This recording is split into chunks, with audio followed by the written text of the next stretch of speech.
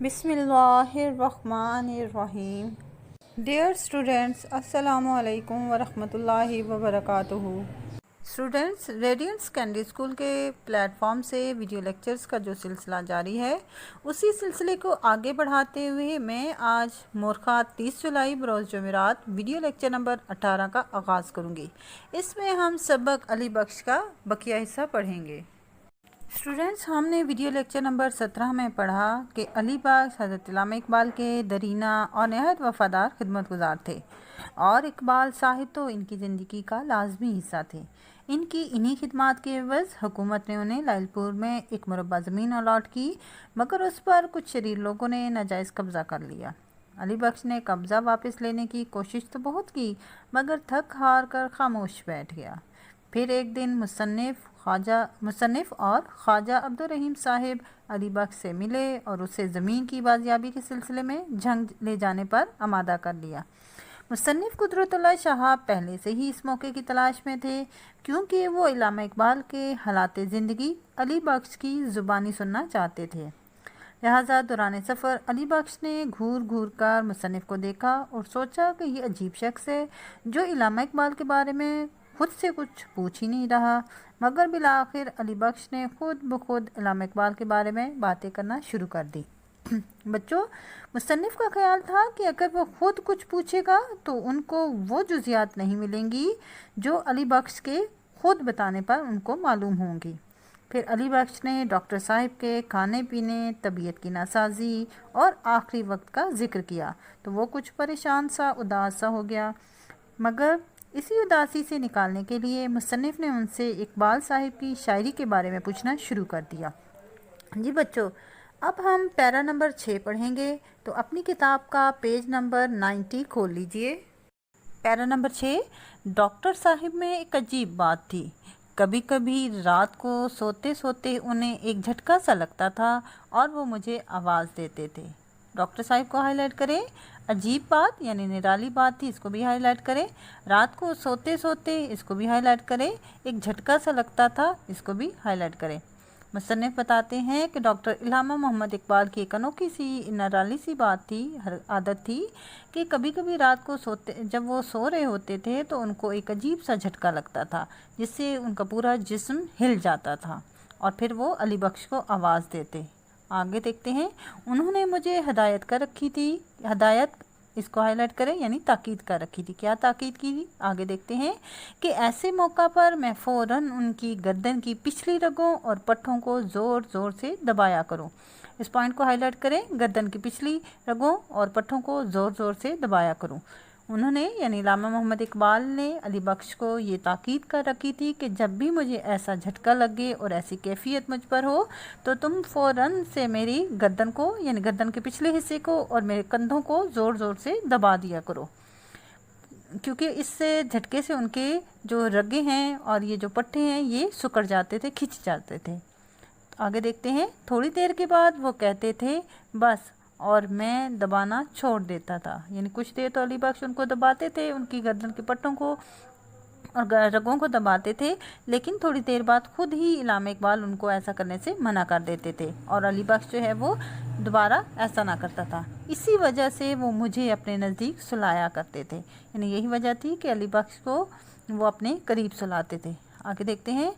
हर चंद मेरा दिल चाहता है कि मैं अली बख्श से इस वारदात के मतलब कुछ मज़ीद इस्तफसार करूं, लेकिन मैं इसके ज़हनी रब्त को तोड़ने से डरता हूं। मुसन्निफ़ अपना हाल बयान करते हैं कि उनके दिल में ये ख्याल आता कि मैं अली बख्श से इस साने के मतलब मज़ीद कुछ पूछगछ करूं, मज़ीद कुछ पूछूं, उनसे सवाल करूं, लेकिन फिर वो खुद ही कहते हैं कि मैं ऐसा क्यों ना कर सका, क्योंकि मैं नहीं चाहता था कि अली बख्श के जो ख़यालात का तसलसल या जो समंदर है वो बह रहा है तो उसमें किसी किस्म का खलल आए और वो रब्त जो है वो किसी तरीके से टूटे। Para number 7। डॉक्टर साहिब बड़े दरवेश आदमी थे। डॉक्टर साहिब को हाईलाइट करें और दरवेश आदमी को हाईलाइट करें। मुसन्निफ़ बताते हैं कि अली बख्श ने उनको क्या बताया कि डॉक्टर साहिब यानी इल्हामा मोहम्मद इकबाल बहुत ज़्यादा फ़कीराना मिजाज के मालिक थे, अल्लाह वाले थे। घर के खर्च का हिसाब किताब मेरे पास रहता था, کہ گھر کا تمام نظام، جو خرچ تھا، حساب کتاب تھا، لین دین تھا، وہ سب علی بخش کے ہاتھ انہوں نے دے رکھا تھا۔ میں بھی بڑی کفایت سے کام لیتا تھا۔ علی بخش نے بتایا کہ میں ہر معاملے میں پیسہ سوچ سمجھ کے خرچ کرتا تھا، کفایت شعاری سے، بجٹ سے کام لیتا تھا۔ ان کا پیسہ ضائع کرنے سے مجھے بڑی تکلیف ہوتی تھی۔ یعنی کس کا پیسہ؟ علامہ محمد اقبال کا پیسہ۔ اس کو ہائی لائٹ کر لیں۔ ان کا پیسہ ضائع کرنے میں، یعنی فضول کاموں میں خرچ کرنے میں، ضرورت سے زیادہ خرچ کرنے میں مجھے دکھ ہوتا تھا۔ اکثر اوقات ریل کے سفر کے دوران میں کئی اسٹیشن بھوکا رہتا تھا، کیونکہ وہاں روٹی مہنگی ملتی تھی، لیکن ڈاکٹر صاحب ناراض ہو جاتے تھے۔ اس پوائنٹ کو ہائی لائٹ کریں، ڈاکٹر صاحب ناراض ہو جاتے تھے۔ علی بخش نے مزید بتایا کہ کئی دفعہ سفر کے دوران جب ٹرین کسی اسٹیشن پر رکتی تھی تو میں کھانے پینے کے لیے کچھ نہ خریدتا تھا کہ ان کا پیسہ خرچ ہوگا۔ کھانے پینے کو نہیں لیتا تھا کہ روٹی مہنگی ہوتی تھی، لیکن اس کے باوجود ڈاکٹر صاحب مجھے خفا ہوتے تھے، ڈانٹ دیتے تھے، مجھ سے ناراض ہو جاتے تھے، اور کیا کہتے تھے آگے دیکھتے ہیں۔ علی بخش: انسان کو ہمیشہ وقت کی ضرورت کے مطابق چلنا چاہیے۔ اس پوائنٹ کو ہائی لائٹ کریں۔ علی بخش نے بتایا کہ علامہ محمد اقبال اس کو کہا کرتے تھے کہ انسان کو وقت کی ضرورت کے مطابق چلنا چاہیے، یعنی جہاں پر اس کو ضرورت ہو روپیہ پیسہ خرچ کرنا چاہیے۔ خواہ مخواہ ایسے ہی بھوکے نہ رہا کرو، یعنی جان بوجھ کر بھوکے مت رہا کرو۔ اب اسی مربے کے ٹنٹے کو دیکھ لیجئے۔ کون سے مربے؟ زمین کے، جو حکومت کی طرف سے ان کو الاٹ ہوئی تھی۔ ٹنٹا، اس کو بھی ہائی لائٹ کریں۔ فساد، لڑائی جھگڑا۔ علی بخش نے بتایا کہ اسی زمین کی واپسی کی یا بازیابی کے فتنے فساد کو ہی دیکھ لیجئے۔ لائل پور کے ڈپٹی کمشنر صاحب، مال افسر صاحب اور سارا عملہ میری بڑی آؤ بھگت کرتے ہیں۔ آؤ بھگت کرتے ہیں، اس جملے کو ہائی لائٹ کریں، یعنی میری خاطر مدارت کرتے ہیں۔ انہوں نے بتایا علی بخش نے کہ لائل پور میں جو ڈپٹی کمشنر صاحب ہیں اور مال افسر ہیں اور باقی جو ان کا تمام عملہ ہے، ان کے ماتحت جو لوگ کام کرتے ہیں، وہ سب ان کی خوب خدمت کرتے ہیں، ان کی خاطر تواضع کرتے ہیں، بڑے اخلاق سے مجھے اپنے برابر کرسی پر بٹھاتے ہیں۔ یعنی ہوں تو میں ایک ملازم، لیکن اس کے باوجود مجھے بہت عزت و احترام سے اپنے ساتھ والی کرسی پر بٹھاتے ہیں۔ ایک روز بازار میں ایک پولیس انسپکٹر نے مجھے پہچان لیا اور مجھے گلے لگا کر دیر تک روتا رہا۔ بتایا علی بخش نے کہ ایک دن وہ بازار میں کسی کام سے گئے تھے اور ایک پولیس آفیسر نے مجھے پہچان لیا اور پھر مجھے گلے لگا کر مجھے مصافحہ کیا اور خوب روتے رہے۔ یہ ساری عزت ڈاکٹر صاحب کی برکت سے ہے۔ برکت، اس جملے کو ہائی لائٹ کریں، برکت مہربانی سے، کرم سے۔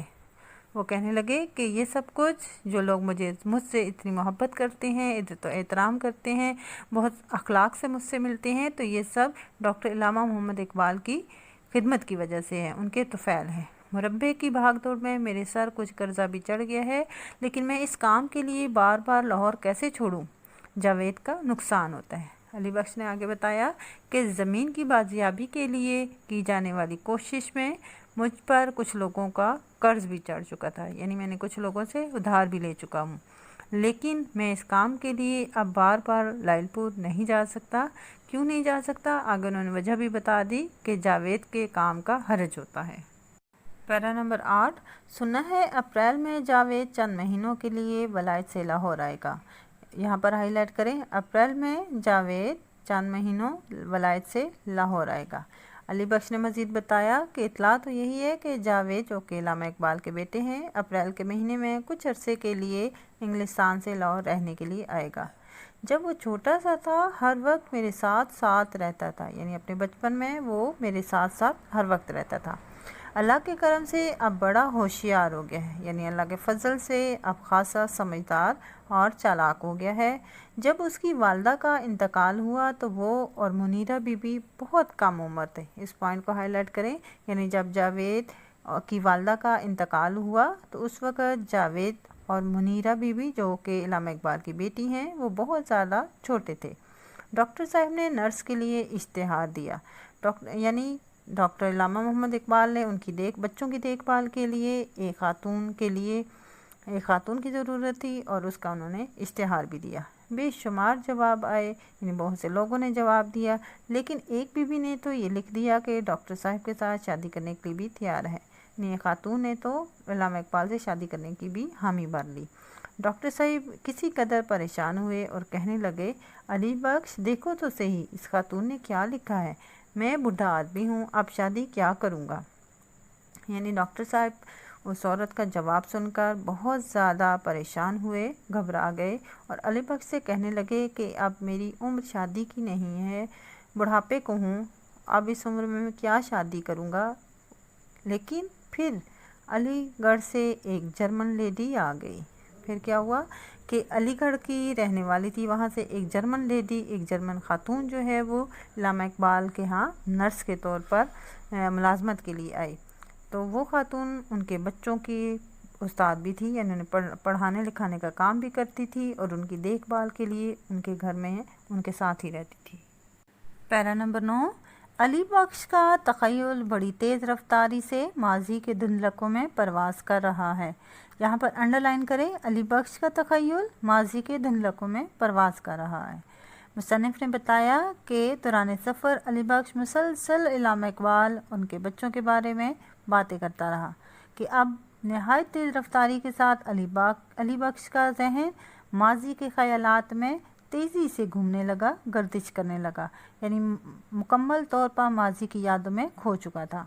ज़िंदगी के हर मरहले पर, हर मोड़ पर उसे अपने डॉक्टर साहब या जावेद या मुनीरा बीबी की कोई ना कोई खुशगवार याद आती रहती है। मुसन्निफ़ कहते हैं कि अली बख्श ज़िंदगी के हर मामले में उसे डॉक्टर साहब या उनके बेटे जावेद या उनकी बेटी मुनीरा बीबी से वाबस्ता खुशगवार यादें हमेशा उसके साथ रहती थी। जब भी वह ख़यालात की दुनिया में जाता तो उनसे वाबस्ता अच्छी यादें उसे हमेशा याद रहती थी। आगे देखते हैं, झंग पहुंचकर मैं उससे एक रात अपने यहाँ रखता हूँ। मुसन्निफ़ कहते हैं कि जब हम झंग पहुँचे तो वहाँ पर एक रात उसे मैंने अपने यहाँ ठहराया। दूसरी सुबह अपने एक नहायत काबिल और फ़र्ज़शनास मजिस्ट्रेट कप्तान मोहब्बत खान के सुपुर्द कर देता हूँ। यहाँ पर अंडरलाइन करें, दूसरी सुबह कप्तान मोहब्बत खान के सुपुर्द कर देता हूँ, हवाले कर देता हूँ। मुसन्निफ़ ने बताया कि एक रात उसे अपने यहाँ रखा और फिर दूसरी सुबह होते ही मैं उसे एक नहायत काबिल और फ़र्ज़शनास ज़िम्मेदार एक मजिस्ट्रेट जिसका नाम मोहब्बत खान है उसके सुपुर्द कर दिया, यानी ज़मीन की बाजियाबी के लिए उसके हवाले कर दिया कि वो इनकी ज़मीन की बाजियाबी का मामला देखे। बढ़ते हैं पैरा नंबर 10 की जानिब, जो कि सबक का आखिरी पैरा है। कप्तान मोहब्बत खान अली बख्श को एक नहायत मुक़द्दस ताबूत की तरह अकीदत से छूकर अपने सीने से लगा लेता है। बच्चों यहाँ पर पॉइंट्स को हाईलाइट करें, कप्तान मोहब्बत खान अली बख्श मुक़द्दस ताबूत अकीदत से सीने से लगा लेता है। मुसन्निफ़ बताते हैं कि झंग पहुंचकर मैं अली बख्श को अपने घर ले गया, वहाँ एक रात गुजारी। फिर अगली सुबह मैं उससे मजिस्ट्रेट कप्तान मोहब्बत खान के पास ले गया, जो कि बहुत काबिल और फ़र्ज़शनास इंसान थे। कप्तान मोहब्बत खान अली बख्श का इस्तकबाल नहायत गर्मजोशी से करता है और उसे उस संदूक की तरह नहायत अकीदत से और मोहब्बत से छूकर अपने गले से लगा लेता है कि जिसमें लाश को रखा जाता है। और फिर उसने क्या कहा, ऐलान करता है कि वो अली बख्श को आज ही अपने साथ लाइलपुर ले जाएगा और इसकी ज़मीन का कब्ज़ा दिलाकर ही वापस लौटेगा। आज ही ज़मीन का कब्ज़ा दिलाकर ही वापस लौटेगा, इसको हाईलाइट करें। और क्या ऐलान किया, उसने कहा कि मैं आज ही अली बख्श को अपने साथ लाइलपुर ले जाऊंगा और इसे ज़मीन का कब्ज़ा दिलवा दूंगा। आगे देखते हैं, हद हो गई, अगर हम ये मामूली सा काम भी नहीं कर सकते तो हम पर लानत है। कप्तान मोहब्बत खान ने क्या कहा कि इंतहाई अफसोस की बात है कि हम अली बख्श की ज़मीन की बाजियाबी जैसा मामूली सा काम भी ना कर सकें तो हम पर फिटकार है। जी बच्चों, ये तो था हमारा आज का सबक। इस सबक से हमें ये दर्स मिलता है कि इंसान अपनी खूबियों से, अपनी फितरत से पहचाना जाता है। कोई भी इंसान हकीर नहीं होता। इंसान को अली बख्श की तरह अपनी ज़िम्मेदारियाँ ईमानदारी और खुलूस नीयत से निभानी चाहिए और इसके साथ साथ अल्लामा इकबाल की तरह दरवेश सिफत और शफीक होना चाहिए। اسٹوڈینٹس آج کی ڈائری نوٹ کر لیجئے۔ سبق علی بخش کا خلاصہ اور مشقی سوالات زبانی یاد کرنے ہیں اور اپنے رف رجسٹر پر تحریری مشق کرنی ہے۔ اسی کے ساتھ نیکسٹ ویڈیو لیکچر تک کے لیے اللہ حافظ۔